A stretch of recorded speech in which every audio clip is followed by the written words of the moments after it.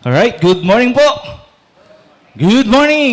We praise God po sa oras na ito na pinagkalo po sa atin ng ating Panginoon. We praise God for the songs. We praise God for the special number that for me and my house, we will serve the Lord. And I hope and I pray that that is also a prayer that yung ating mga pamilya, ang ating mga kasama o household sa bahay, ay they will know God, that they will serve God, and they will also love God. Di ba? And that is one of the greatest dream ng isang pamilya. We will serve the Lord together. Di ba? As for me and my house, we will serve the Lord. And now, ayan, okay na ba yung ating PowerPoint? Alright, sige po. Ayan, meron lang po tayong mga technical ano lang po sa ating sa likod po dahil yung ating laptop doon na ating pinaayos kahapon ay nagloloko pa rin kaya bukas siguro ipapaayos ko ulit. Okay. So ulit ipapaayos ko po ulit yung ating laptop po doon sa likod na gano siya, nagsha-shutdown. Na-deep clean na siya kaso mukhang yung processor yata ang sira. Hindi na mismo yung ventilation po ng ating laptop. So, ayan po. So, as we study po sa buwan po na ito, itong buwan ng March po na ito ay ang patuloy natin pinag-aaralan is the book of John. John chapter 15. Na yung pinaka-focus po natin doon is talks about abiding.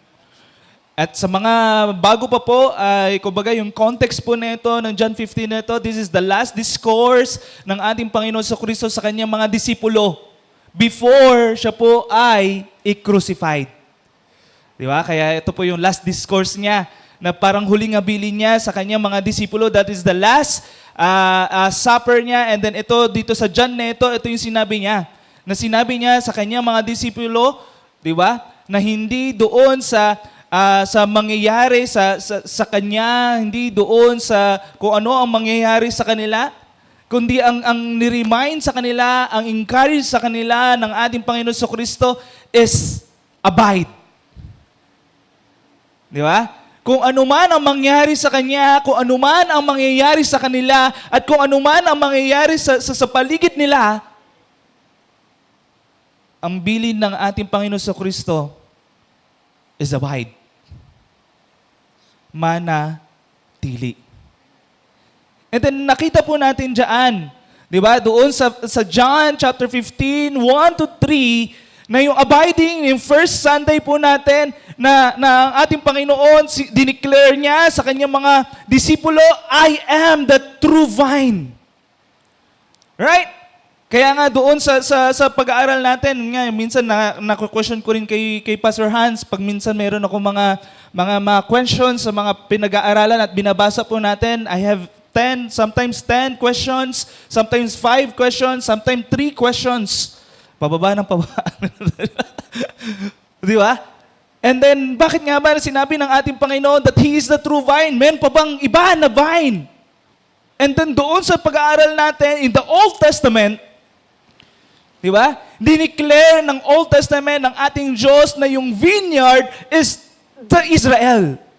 Yet, the Jewish, failed.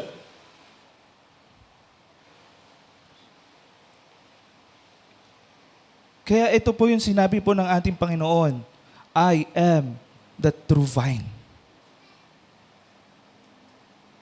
Ang Panginoon mismo ang nag-fulfill. Ang Panginoon mismo ang naging successful at victorious. And He is the true vine. And because na siya po yung true vine, siya yung source ng life ng isang mananampalataya. Kaya sa New Testament, nabasa natin, na dineclare niya, He is life. Di ba? And because of Him, yung ating spiritual matters that we are already dead, at yung sa spiritual death na yon ay hindi natin kayang iligtas, kung ano ang gawin natin sa sarili natin. But because of Christ, He give us life. Di ba? Sa Ephesians. So, diyan po, makikita po natin na yung true vine, which is the Lord Jesus Christ, siya po yung source ng ating life. Kaya yung title po natin noon, Life Starts at the Vine. Right? And then,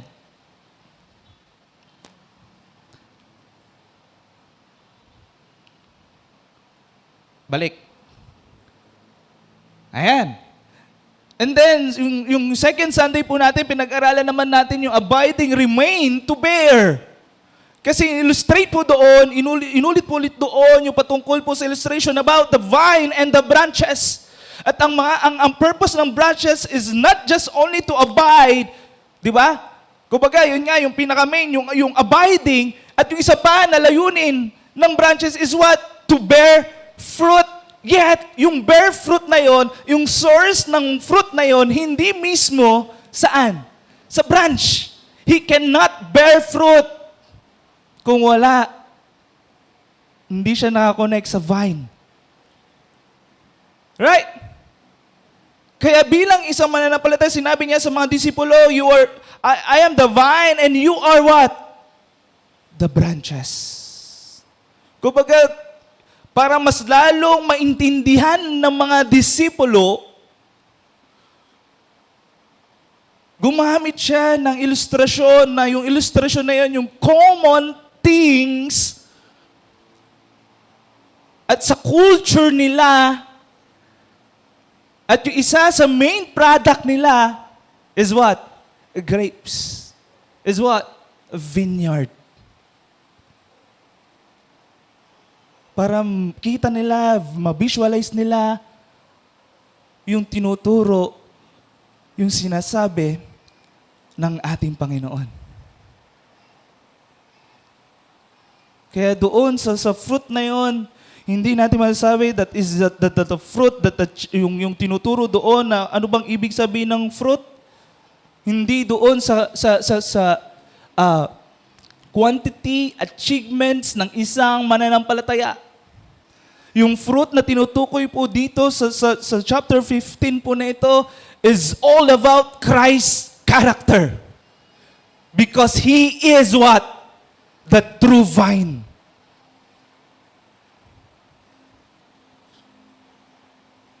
Kaya burahin po natin sa isip natin, kahit sa conversation natin, sa mga kapwa, mga mananampalataya natin, ilan kayo dyan? Kasi that is the common questions and the common bridge na question natin sa mga ibang mga mananampalataya pag tayo ay nakikipag-fellowship, pag mayroon tayo, balit Kristiyano ka pala. Kristiyano din ako. Ilan kayo dyan? Konti lang pala kayo. Okay, ang dami niyo pala. And then sa mindset natin, yun yung bunga. Hindi po. Ang laging tinuturo ng ating Panginoon at yung multiplication, yung quantity ng isang mananampalataya sa gawain ng Panginoon is not about those things. Ang laging tinuturo sa atin ng Panginoon, do we reflect Christ's likeness?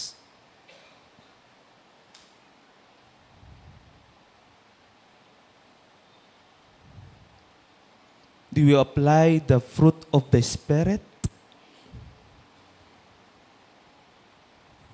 Kung i-self-evaluate natin yung sarili natin, do we have love? Na yung love noon, doon sa pinag-aralan natin last month, that is the progressive na napag-aralan natin and very challenging, na nawa lahat sana ay ma-challenge sa bagay na yon. Na yung love doon, hindi lamang doon sa kakilala mo, hindi lamang sa kaibigan mo, hindi lamang sa kung ano man yung nasa sakupan mo, yung love doon na may exercise, na madidevelop sa atin, is yung love that even your enemy ay pinapakita mo yung pagmamahal sa kanila. Just like the Lord Jesus Christ. In the first hand, in our first position as humankind, we are already judged. And we are already what? Pupunta sa impyerno. But because of Him, binigyan niya tayo ng pag-asa. And because of His love, because of His grace, because of His mercy, tayo ay naligtas. Na dati ang position din natin, tayo ay kaaway ng Diyos. Ngayon naman tayo ay anak ng ating Panginoon. Amen? Na yung pagiging anak natin is not na parang talagang bilong tayo sa Kanya. Yung pagiging anak natin sa pag-aaral natin dito is not about doon sa legitimate, kundi tayo ay adopted.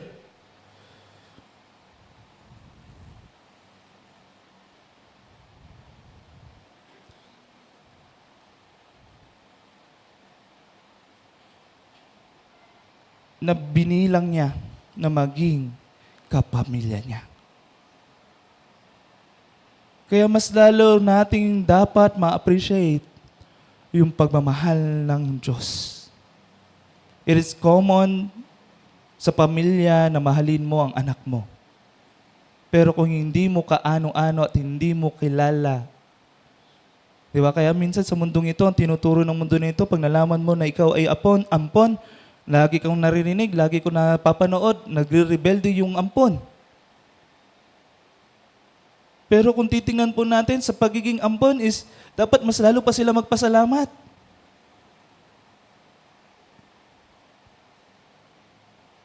Dahil pinili nila na mahalin siya, pinili nila na siya ay maging kasama sa pamilya. Di ba? Kaya hindi ko alam ano yung natuturo sa mundo eh. Pero titingnan naman natin dito, yung sa pagiging adopted child, doon nagiging na-appreciate yung grasya, yung pagmamahal, yung awa ng Diyos. Na remain to bear, na yung fruit doon, yung Christ-likeness, yung remain to bear doon na unang tayo ay kumilala sa Panginoon, we have a fruit. And then doon sa fruit na yon, na ikaw ay pinuprone ng Panginoon, ikaw ay kinikleanse ng Panginoon, you produce what? More fruit. At sa journey natin, ang journey ng branches sa vineyard, na maging healthy yung vineyard sa tulong ng ng vine, sa tulong ng vine dressers, yung branches magbe-bear ng much fruit.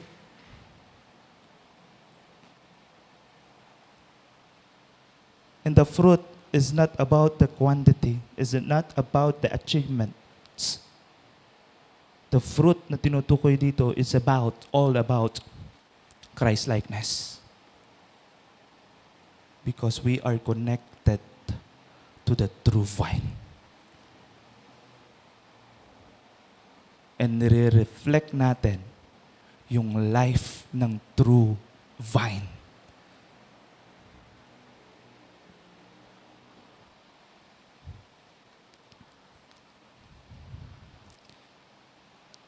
And then third, ayan, next na lang po, mga kapatid.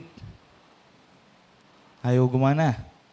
Third is prone to flourish. Nandiyan natin nakita na hindi lamang doon sa verse 2 and verse 6 po na ito, na hindi lamang, na nakita po natin dito na yung pinoprone mismo ng vine dressers, hindi lamang yung mga dead branches, pinoprone niya rin kahit yung mga nagbe-bear ng fruit. Ibig sabihin dyan, yung pag-aaral natin dito, kumbaga lahat tayo, walang excuse sa bagay na ito. Kaya huwag nating sasabihin, pag nakaranas sa itong bagay, itong tao na ito, pag nakaranas ang church is about prone. Hindi po, individual.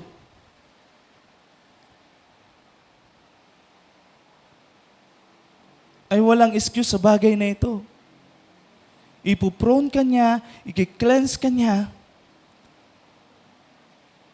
dahil gusto ka niya mas lalo pang maging mabunga. Na yung bunga na yon, mas lalong mag-reflect yung character ng ating Panginoon sa buhay mo.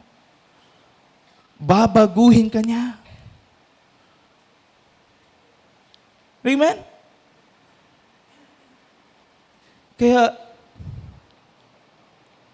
minsan sinasabi nila yung mga na-prone is hindi sila anak ng Panginoon. Hindi po ganon ang interpretation. All of us ay mapoprone. Kaya nga sabi niyo, yung mga nag-bear fruit na yon, pinuprone pa rin ng vine dresser. If you study the Word of God, if you read,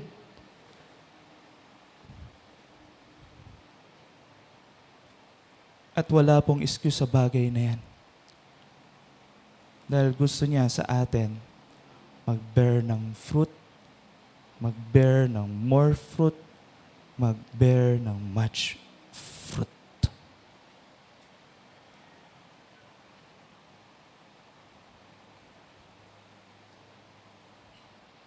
Even though minsan masakit, minsan mahirap, minsan hindi natin kalooban, hindi natin gusto, pero alam ng Diyos ang dapat para sa atin. Alam ng Diyos yung ikakabuti po natin. Amen? And ngayon,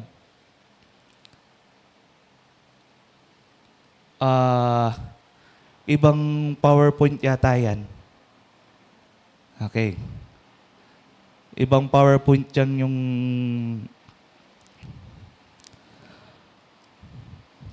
na-upload nyo. Alright, sige. So, ngayon naman po, ang pag-aaralan po natin, as we continue about abiding, makikita po natin in John, kung meron po kayong Bible apps, kung meron po kayong Bible, please open it. At basahin po natin ito. Nasabi po dito in John 15, 3 to 7. Ayan, 3 and 7 only. Kasi ibabalik tanaw natin yung verse 3. This is connected doon sa verse 7. Nasabi po dito,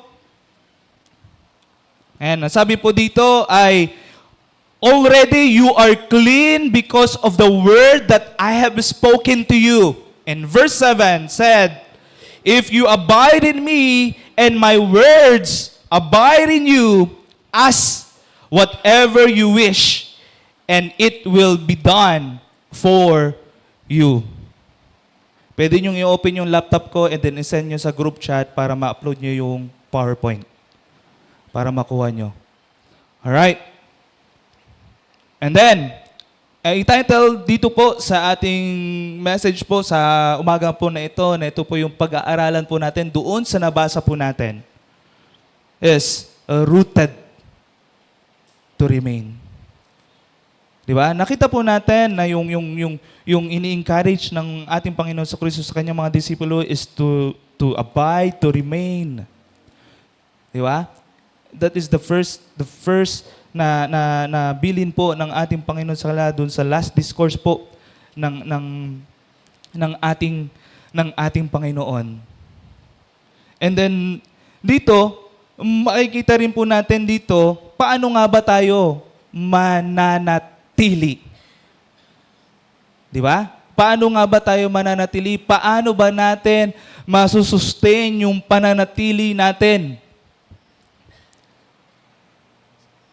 sa ating Panginoon? Di ba? Ayan po. Ito yun. Already you are clean because of the word that I have spoken to you. If you abide in me and my words abide in you, ask whatever you wish and it will be done for you. Una, na makikita po natin dyan, ito yung sinasabi ng ating Panginoon para tayo ay manatili sa Kanya. Ito yung ini-encourage niya para tayo po ay mag-abide sa Kanya at talagang tayo ay connected sa ating Panginoon. Mas lalo pa tayong lalago sa ating Panginoon. Mas lalo pa natin makikilala ang ating Panginoon at mas lalo pa tayong maglilingkod sa ating Panginoon. At ang una na pag-aaralan po natin is the cleansing word of conforms. Bakit ko po nasabi yan?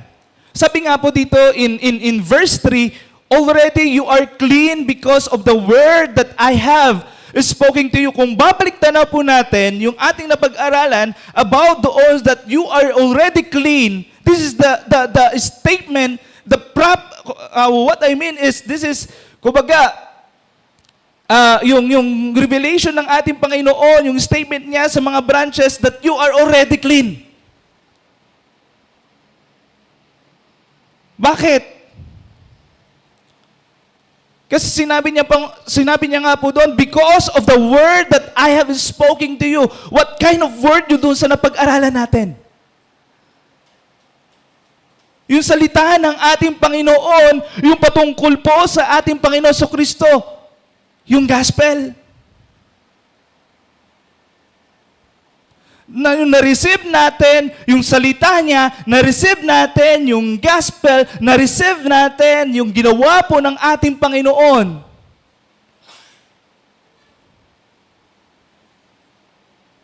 Ikaw'y kanyang niligtas. Ikaw'y kanyang tinubos. Ikaw'y kanyang nilinis.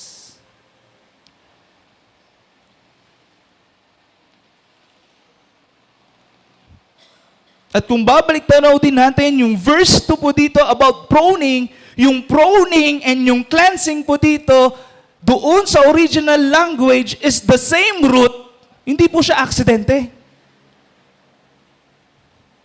Na yung pruning doon is also cleansing, at yung sinabi dito na yung clean dito is literally cleansing. It means na pinapakita po dito na yung vine dresser, which is the God the Father, di ba? Which is the God the Father, siya po yung nagpo-prone sa atin, siya po yung nagki-cleanse sa atin para magano po, maging mabunga. At yung ginagawa niya is what? Doon po sa external.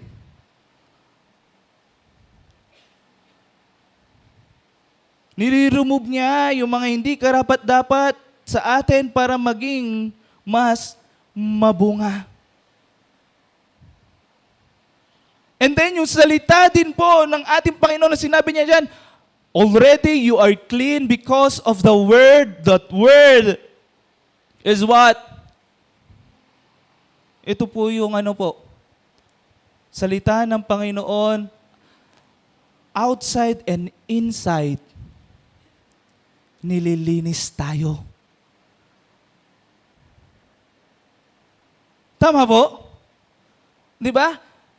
God the Father, the vine dresser, prunes us, and the meaning of pruning is what? Cleansing. In the original root word ng prune sa original word. At ganun din, yung cleanse din po dito ay doon din po ginamit. Na yung purpose ng ating Panginoon, that He is the vine and the vine dresser, that siya yung God the Father na nagpo-prone sa atin, ang gawa ng ating Ama is what? Pinuprone niya tayo externally, outside. At ganun din, ang salita ng Panginoon, nililinis niya tayo inside.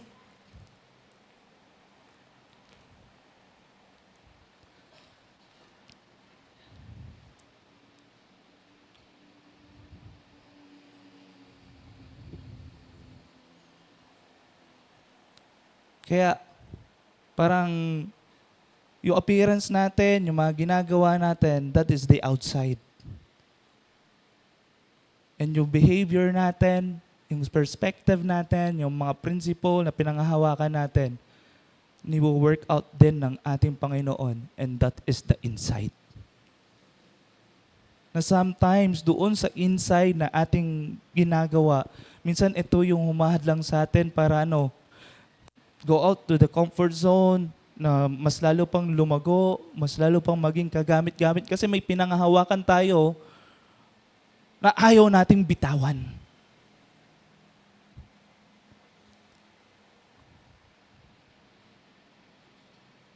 At yun yung ginagamit din ng kalaban natin para hindi tayo maging mabunga.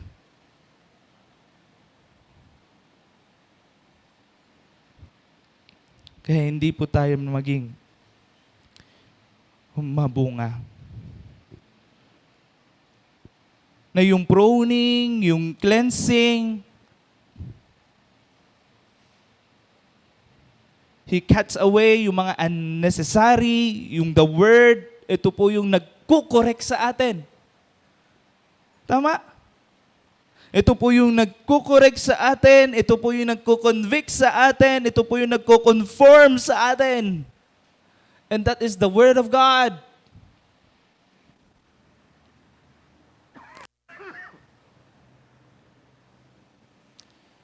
Kaya yung salita po ng ating Panginoon is not only, hindi po lamang na ito lang ay informative sa atin, information sa atin, kundi nawa ang salita ng Panginoon is our transformation. Magbabago sa atin. Di ba? Na magbabago po sa atin. Inward.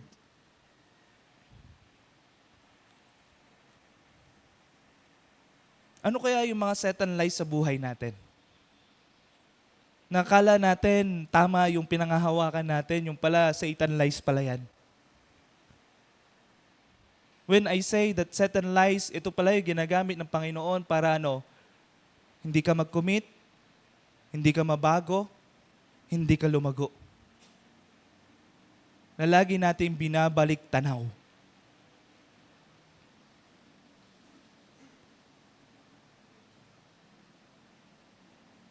Kaya minsan, akala nating okay, kasinungalingan pala.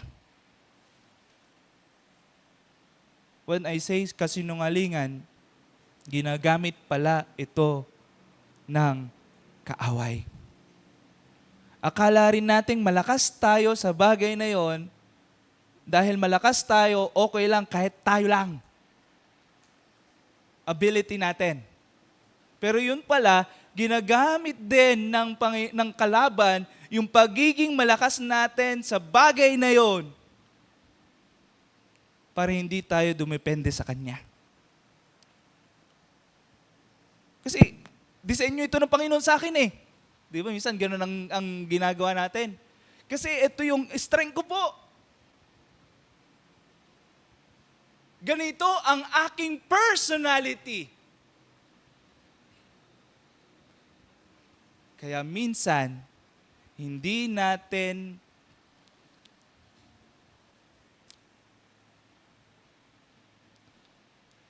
agad-agad na nalalaman na yung pala tuso talaga ang kalaban natin.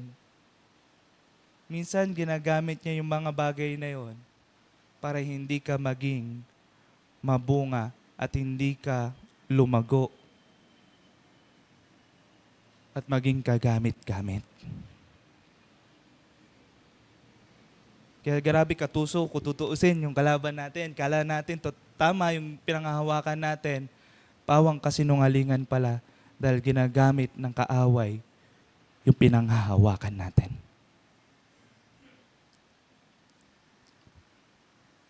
And that is the Word of God na gagamitin at tinuturo sa atin. Mag-stick tayo sa Word of God. Siya yung nagko-convict, siya yung nagko-correct, siya yung nagko-confirm sa atin. Huwag tayo sa mga preferences. Dapat sa references. Di ba? Dapat sa references, which is what the Bible says. Tama po? What the Bible says. Na yung salita ng Panginoon, nire-reveal niya yung kasalanan. Kaya nga sabi nga po in Psalm 119 verse 9, how can a young man keep his way pure? By guarding it according to your word. Amen? By guarding it according sa salita. Without word, we tend to justify sin. With the word, we begin to recognize and confess sin. Kaya pangalawa, hindi lamang nare-reveal niya yung kasalanan, kundi nire-renew niya yung mind natin. Yun nga po, yung mga perspective natin, yung mga principle natin, yung pinangahawakan natin, nire-renew niya. Para maging, kagamit-gamit, lumago, makapaglingkod ng tama sa Panginoon. Kaya nga sabi nga doon, di ba sa Romans 12, about doon sa renewing of your mind, di ba? Na be transformed by the renewing of your, what? Mind.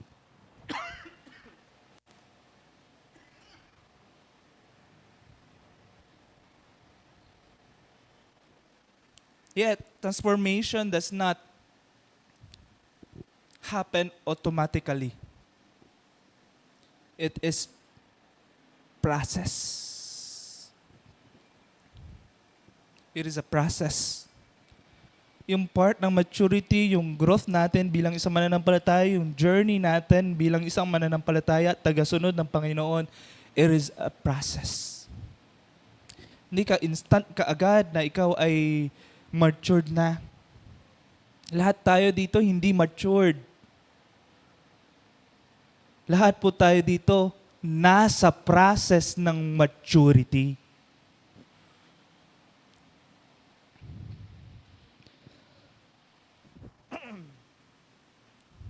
Ang kinaganda lang, lahat tayo binabago ng ating Panginoon. Kung walang pagbabago, walang maturity, magtaka ka na.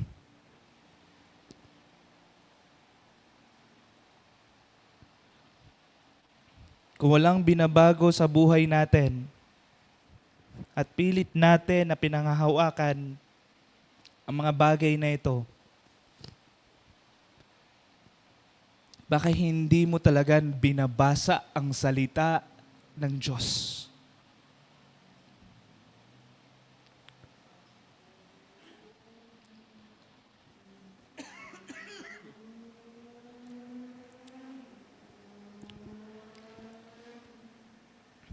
Baka hindi natin pinag-aaralan talaga ang salita ng ating Diyos.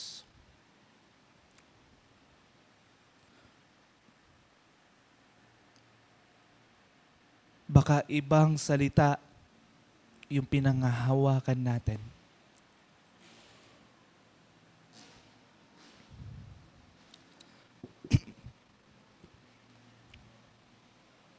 Doon sa transforming by renewing of your mind, hindi tayo nakadepende sa culture, hindi tayo nakadepende sa emotion, hindi rin tayo nakadepende sa personal experience. Tayo ay nakadepende lamang sa salita ng Panginoon at kung ano ang sinasabi ng salita ng Panginoon. Na yung perspective natin, in a human perspective, may mabago sa perspective ng ating Panginoon na mababasa po natin sa Kanyang salita. Amen? Sa Kanyang salita. At then, yung salita din ng ating Panginoon, nare-realign niya yung puso po natin. Tama? Nire-realign niya yung puso natin. Nire-realign niya kung paano magmahal.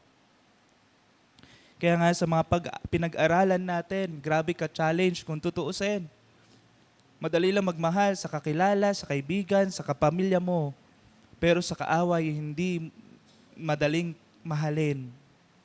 Pero doon tayo china-challenge ng Panginoon. Dahil sa una pa lang ng position natin, kaaway tayo ng Panginoon.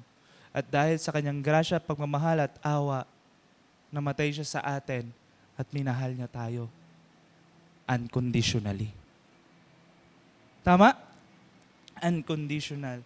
Kaya,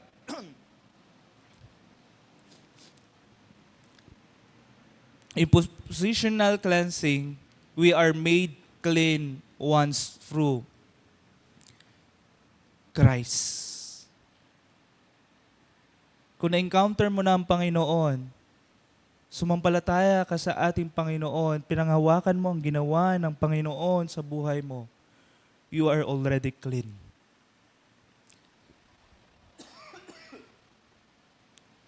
Pero, yung progressive cleansing, we are continually shaped through His Word. Nandun yung process. Nandun yung pagbabago. Meron nga tayong kataga lagi na pag minsan, you are saved. Hindi lamang ikaw ay niligtas lamang. Niligtas ka ng Panginoon para ikaw ay maglingkod. Tama? You are saved to serve. At sa paglilingkod, hindi lamang na kung ano yung mga ginagawa mo, ang paglilingkod, binabago ka niya externally and internally. Para ang iyong paglilingkod, ang ating paglilingkod ay maging tama at maging mabangong aroma sa Panginoon. Amen? Kaya may pagbabago, may process. Kaya abiding, a course, or acceptance and advances our ongoing cleansing through the Word. Kaya sana sa pag-aaral natin, sa journey natin bilang isang mananampalataya, kahit gaano ka pa katagal at kahit bago ka lang mananampalataya, hindi pa huli ang lahat.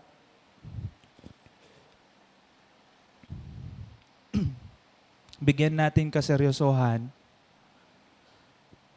ang salita ng Diyos. Amen? Ang salita ng Diyos. Para maging tama ang ating response sa mga nangyayari sa mundong ito, nandirito rin yan sa salita ng Diyos.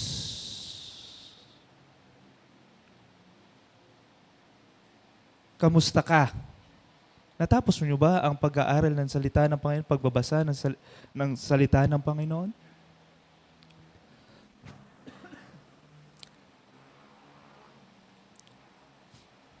Meron ba tayong intentional, kaseryosohan, na nagbabasa tayo ng salita ng Panginoon?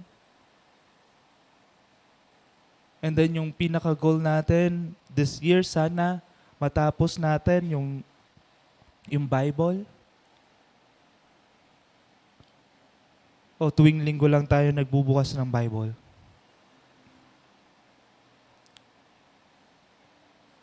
O panonood na lang lagi sa mga reels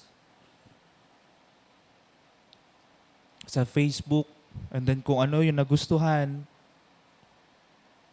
yun yung sinishare natin. Why not literally i-share mo mismo yung salita ng Diyos?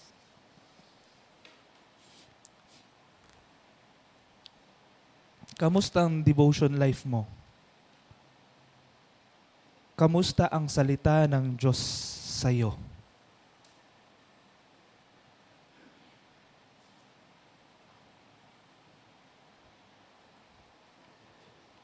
Are we truly abiding Christ kung wala ang kanyang salita?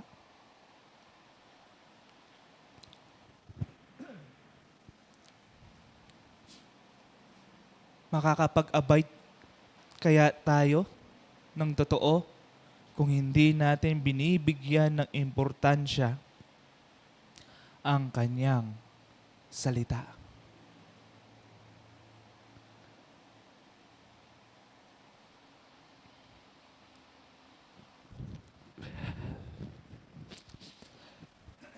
Wait lang po, kumakati eh.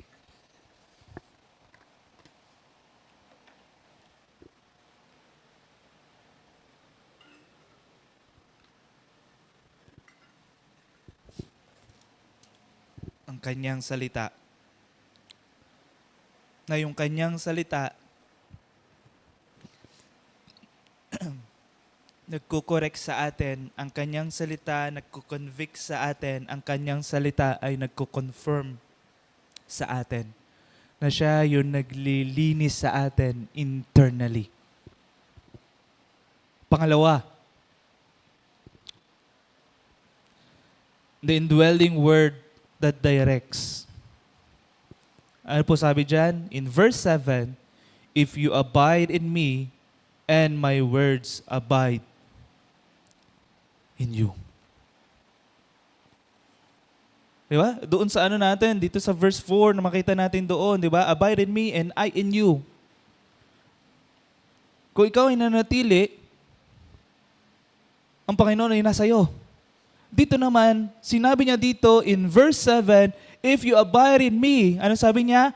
My words abide in you.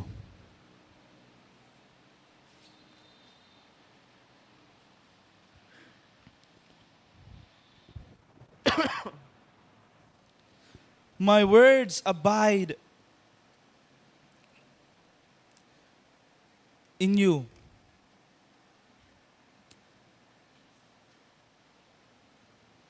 Na pinapakita dito ng salita ng ating Panginoon dito sa John 15 na napakahalaga ang sinasabi ng ating Panginoon na ikaw ay manatili, ang mga disipulo ay manatili, mag-abide sa Kanya. Na yung pag-aabide doon, yung process ng abiding doon at paano maging consistent sa pag-aabide ay bigyan nila ng kahalagahan ang salita ng Diyos.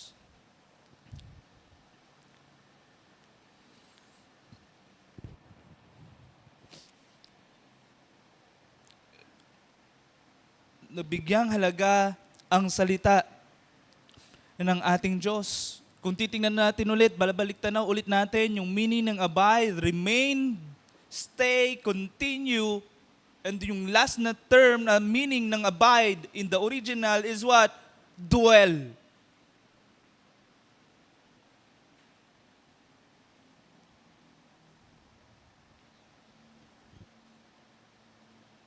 Nagdudwell ba talaga ang salita ng Panginoon sa atin?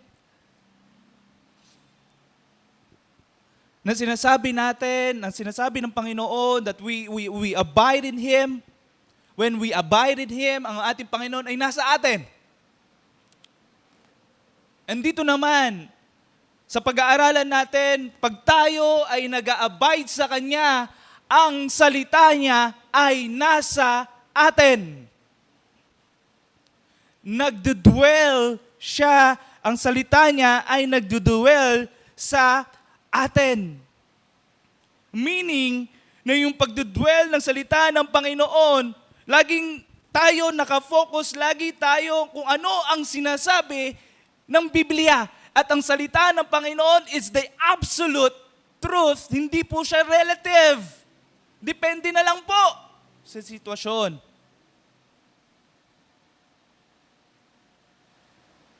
And this is the absolute. Kung ano ang sinasabi ng Biblia sa kabuuan ng Biblia para mabalanse natin. Kasi sometimes ginagamit din nila ang Biblia, minsan yun yung pinaguhugutan. Pero ano naman yung ibang side? Kaya pag ganun ang magiging style natin, magiging extreme ka lang sa isa. And mamipimis-focus natin yung balanse, yung pinangahawakan natin na ang salita ng Panginoon hindi nagko-conflict sa bawat isa. Magiging katulad din tayo ng ibang mga grupo kung ano ang gusto lang nila, yun yung pangahawakan nila. Hindi po tayo ganon. We believe ang salita ng Panginoon is the final authority ng buhay natin. And that we believe that the salita ng Panginoon, siya yung magbabalansi sa atin. And we believe also ang salita ng Panginoon ay hindi nagko-contradict sa bawat isa. Amen? Ang bawat isa. Kaso, sa sobrang masyadong kung ano lang nagustuhan, minsan yun yung ginagamit, pero mayroon naman sinabi sa ibang side, sa ibang salita ng Panginoon, ito yung sinasabi, ninineglect yung ayaw nila, ina-acknowledge yung gusto nila. Kailangan nating balansihin. Yan, sabi ko nga kay Pastor Hans, yung hermeneutics, the principle of hermeneutics, kung ano yung kadalasan na sinasabi sa hermeneutics, yun yung dinidiin. Tama po yun. Pero sa Bible din, sinasabi rin na pag nakikita rin natin yung mga once na nasabi sa Bible, di ba? Kadalasan yung pa yung pundasyon din. Kumbaga, sinama rin niya yung sinasabi ng mga madalas na sinasabi. Pinag-isa niya. Kaya sabi ko kay Pastor Hans, bakit hindi napapansin yung mga once?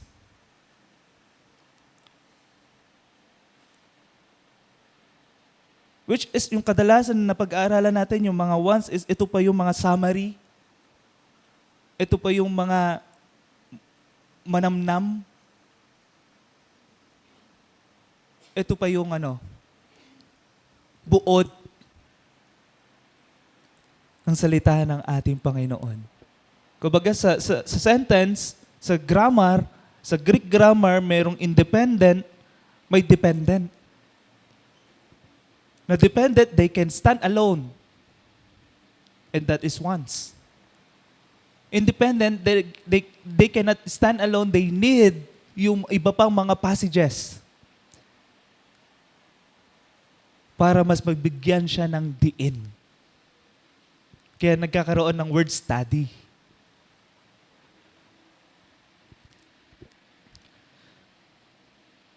That's why we need to study, we need to take serious, and we need na panghahawakan natin what is the Bible says ng kabuuan. Amen? Ng kabuuan.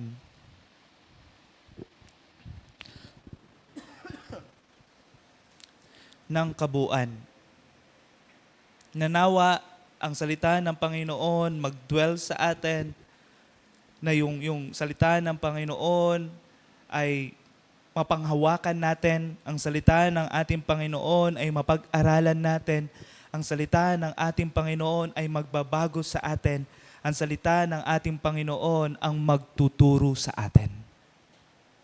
Amen? Na magtuturo po sa atin. Kaya ang salita ng Panginoon, hindi lamang po siya puro information lamang. Ang salita ng Panginoon ay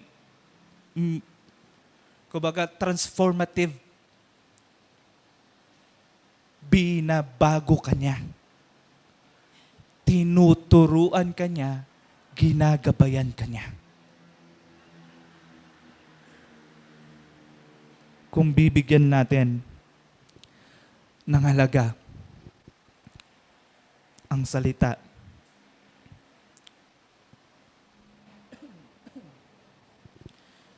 ng Panginoon. Instead of what do I feel, what does God say in the Bible? Kaya sabi nga in Joshua 1:8, di ba? This is a very familiar verse, but that yet this is a very powerful word ng salita ng Panginoon na kadalasan minsan sa iba sa atin, ito yung light verse. Di ba? Sabi dyan, this is the book of the law shall not depart from your what? Mouth. But you shall meditate it day and night. When we say meditate it, multiply it, reflect it. Ano pa? In Colossians 3:16, let the word of Christ, ano sabi dyan? Dwell in you richly. Na hindi lamang na yung salita ng Panginoon, pag occasionally lang na binabasa natin, kundi dapat sana po ang salita ng Panginoon, araw-araw natin na binabasa, meron talaga tayong Bible reading, Bible journey. Kahit hindi mo na ipakita. But deep side in your heart, in your devotion to the Lord, sana meron tayong sinasabi na etong taon na ito, nawa sa biyaya ng Panginoon, mababasa ko talaga ang buong Bible. Meron nga po na encounter about they are so bright, they are so bright and they are so very knowledgeable about the history, about also the Bible. Yet tinanong ko, nabasa mo na ba ang buong Bible?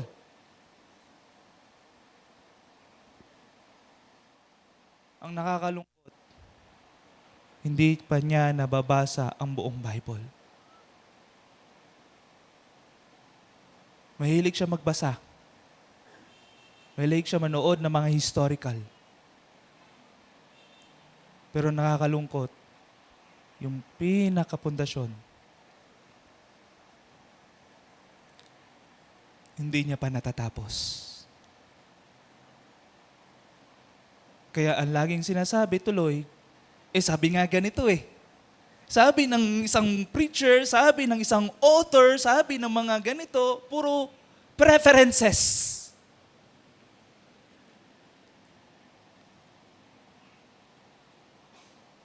Kaya ang paniniwala, nakadepende na lang kung ano ang sasabihin ng gusto niya. Gusto mo sa kanya. Hindi ang sabi ng Biblia, ang paniniwala ko na sabi ng Biblia.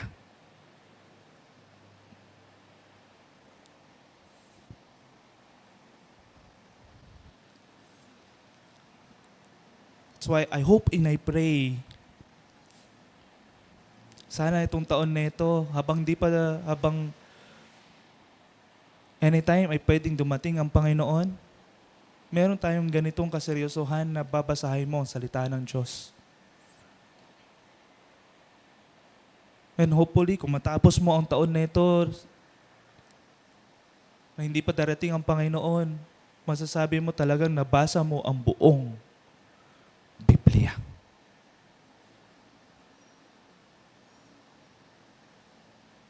Hindi sa sinabi ng gusto mong preacher o author, kundi ano ang sabi ng Biblia, na let the book of the law shall not depart from your mouth. Sabi naman sa Colossians, let the word of Christ dwell in you richly. Kaya abiding in Christ is deeply connected to how we handle Scripture. Again, abiding in Christ is deeply connected to how we handle Scripture. If the Word is absent, ano mangyayari? Our thinking drifts, our desire distort, our direction weakens. But when the Word dwells richly, clarity increases. Conviction deepens. Consistency grows. Di ba?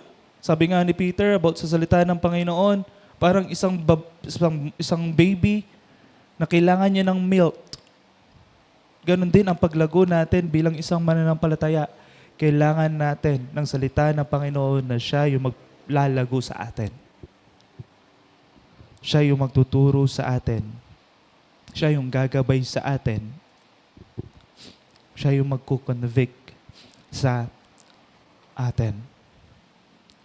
Kaya the word within us works deeply, directing decisions, and developing spiritual maturity. Alam niyo po, minsan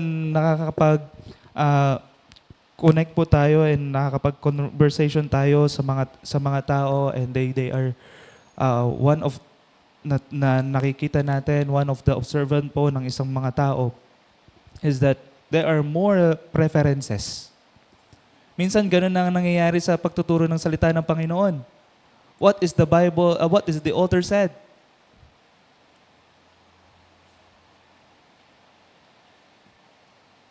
Or sometimes, more on datas. Sabi nila, 80% about sa ganito. And that is not absolute actually. Kaya biro ko na lang, yung 20%, sana tayo yon. Kasi sometimes sa mga datas, ginaano nila na parang pangkalahatan na. And that is the danger. We need to stick what the Bible says. And when we search about what is the Bible says, alam mo kung ano yung magiging response mo sa mga pangyayari. It is what? Sasabihin natin, given.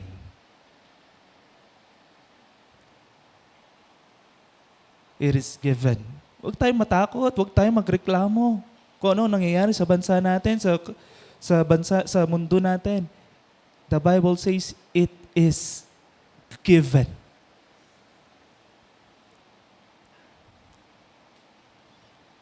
Kailangan lang natin maging prepare. Kailangan lang natin na maging seryoso. Kailangan lang natin mas lalo pang kumapit sa ating Panginoon, mas lalo pang saliksikin ang kalooban ng Panginoon. Hindi kung ano ang nare-react natin sa pangyayari ng sa mundo, anong bansa natin. Na may misfocus tayo. At ang tinuturo sa atin, matakot ka.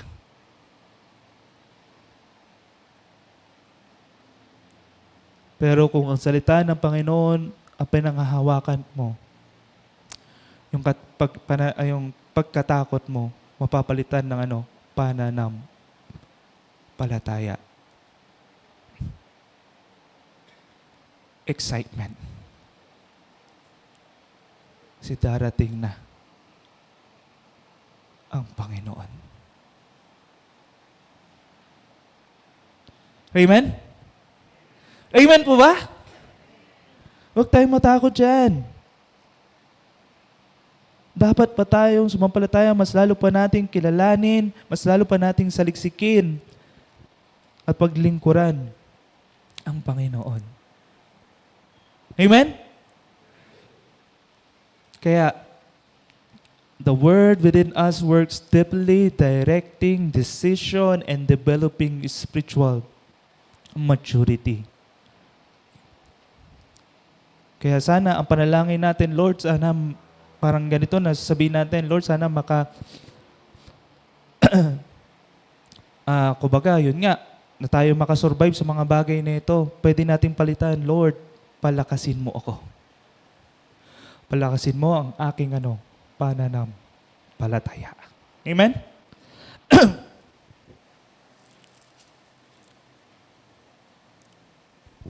And last, ayan, medyo tayo sa oras ha. Alright, last. Sabi po dito, itutuloy po natin, hindi lamang sa salita ng ating Panginoon, sinabi niya rin dito, ask whatever you wish, and it will be done for you. And that is one of the promise of God, at lahat ng mga nakakarinig po nito, nagiging masaya. Kaso nami-misinterpret.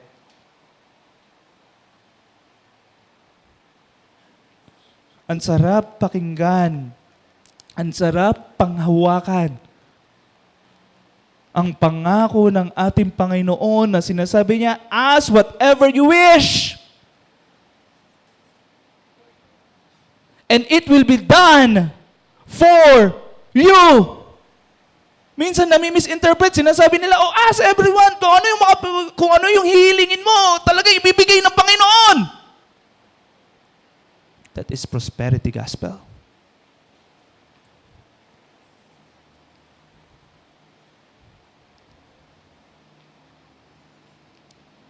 Na minsan, nami-misinterpret.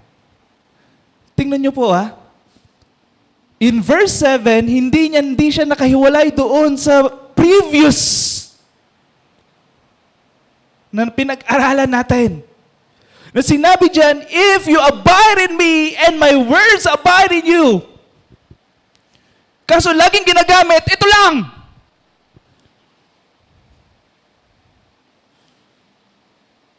Kasi yun yung magandang pakinggan sa tenga ng isang tao. Nakakalimutan, if you abide in me and my words abide in you. Ng salita ng Panginoon, nagko-convict sa atin, nagko-correct sa atin, nagko-confirm sa atin. At the more that we know the Lord, the more that we know the Lord, we know about the Bible, we know the heart of the Lord, may iba yung paglapit natin sa Kanya.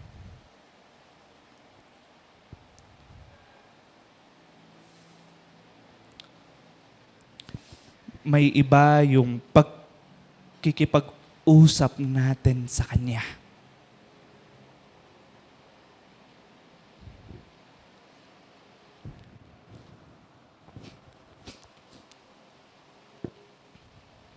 Dahil yung condition ng promise na ito is not about kung ano yung gusto mo. The condition ng promise na ito, are you abiding? Sabi niya, if you abide in me.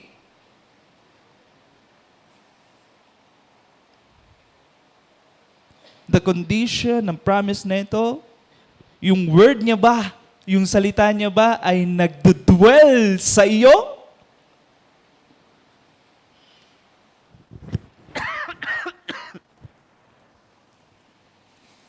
If yes, our desires marirefine. Yung motives natin mapipurified. Yung request natin mai-align sa kalooban ng Diyos. Kaya nga yung third point natin, align prayer that produces.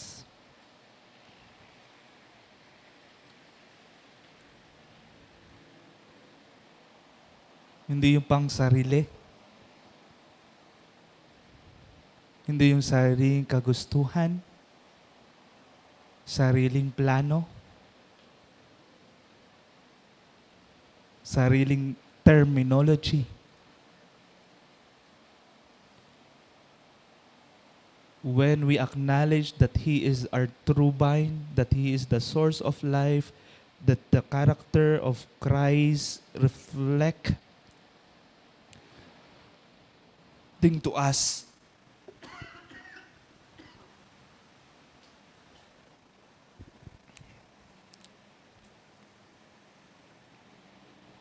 May iba yung plano natin. May iba yung motive natin. May iba yung kagustuhan natin. At may align ang paglapit natin sa Kanya doon sa Kanyang kalooban. Tama po. Sabi nga ng James, di ba? Kung bakit hindi ka sinasagot ng Panginoon kasi hindi ka lumalapit sa Kanya. Kung bakit hindi ka rin sinasagot ng Panginoon kasi mali yung motibo mo sa paglapit sa Kanya.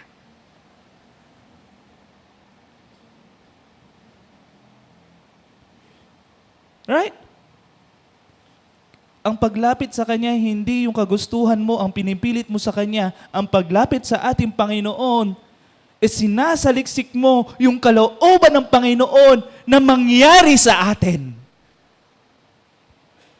Amen? Tama po ba? That's why yung pangako na Panginoon is a condition na yung pangako na yon, kung talaga bang nag-a-abide tayo sa Kanya, kung talaga bang nire-recognize talaga natin siya as our true vine, that He's the source of everything.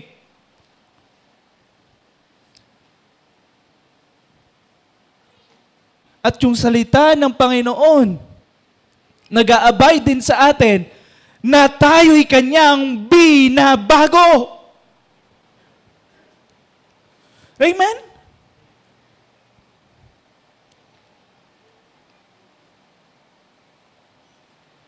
Kaya kung sino man yung gumagamit ng promise na ito na hindi niya sinasama yung kabuuan, baka mami-misinterpret natin yan. Baka magiging prosperity gospel tayo niyan.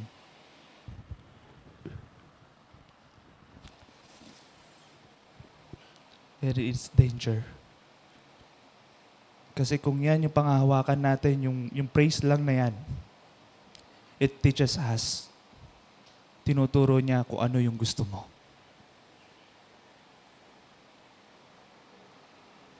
Nagiging subject ka. Hindi nagiging object. Instrumento tayo ng Panginoon. Hindi dahil sa atin. Amen? Naiintindihan. Amen po ba? Ay, pang tatlo lang ha. Amen po ba? Amen. Kaya, ang salita ng Panginoon, ang pagsunod sa Panginoon, ang pananatili sa Panginoon, at ang salita niya, siya yung nagbibigay sa atin ng kalakasan, siya yung nagbibigay sa atin na manatili sa ating Panginoon. Kaya yung prayer natin, nawa mabago. Sana matanggal na po yung Lord, bless our plans. Lord, bless my plans. But sana mabago na Lord, accomplish your will through me. Amen? Magiging Jonah tayo niyan. Kung napag-aralan niyo po yung Jonah rin.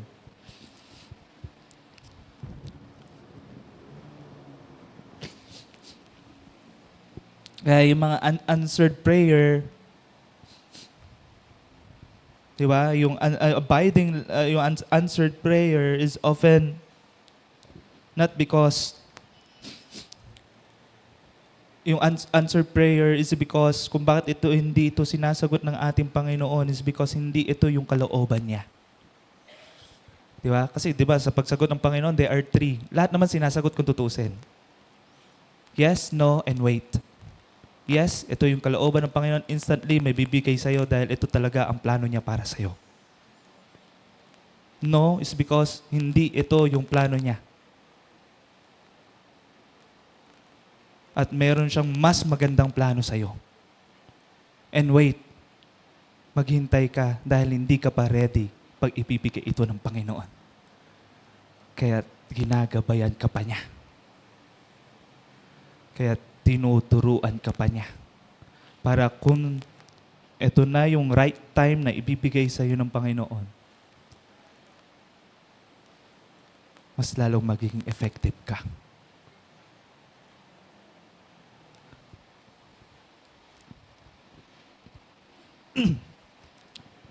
Kaya wag nating isipin, pag dito sinasagot ang Panginoon,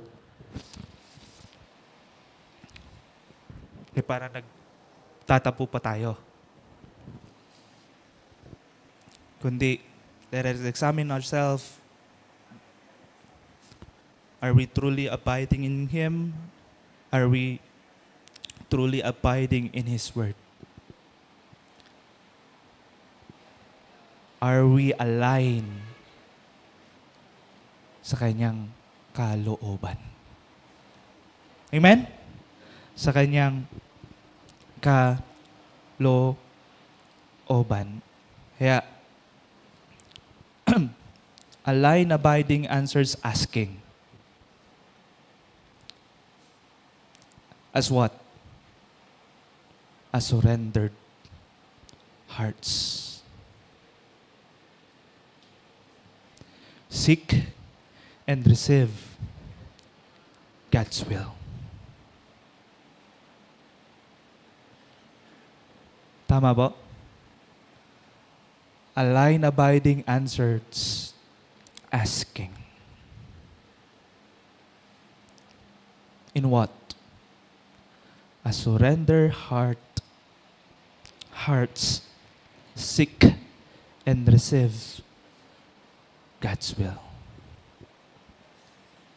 Sana sa pag-aaral natin ng salita ng Panginoon at sa paglapit natin sa ating Panginoon as we abide in Him, let us challenge ourselves, let us evaluate ourselves.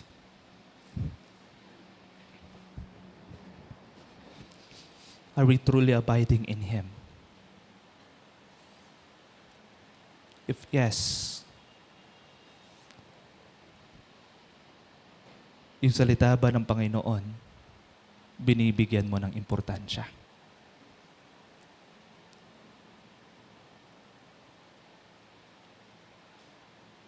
If yes,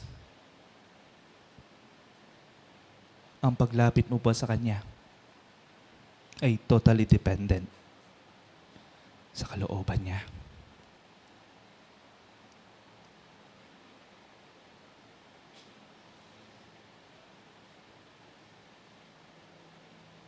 If yes,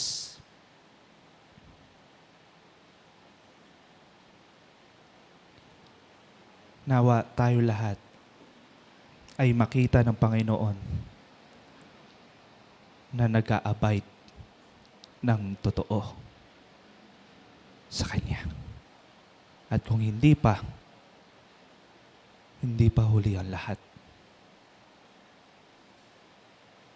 May purpose ang Panginoon at gusto niya tayong maturuan at baguhin. Amen? At baguhin. Let us realign everything sa kalooban ng Panginoon. Let us abide in Him. Let us abide in His Word. Let us align our will sa will ni God. Amen? Sa will.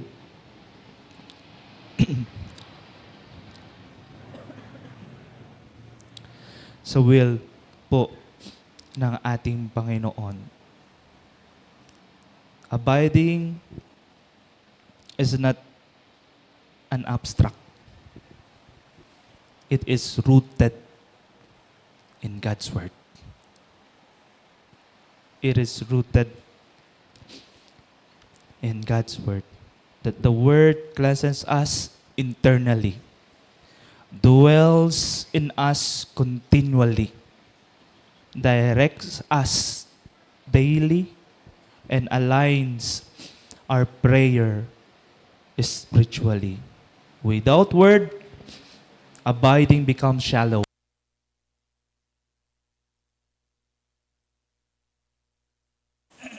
Lobat na. Okay, with the Word, time na daw. Excuse me po.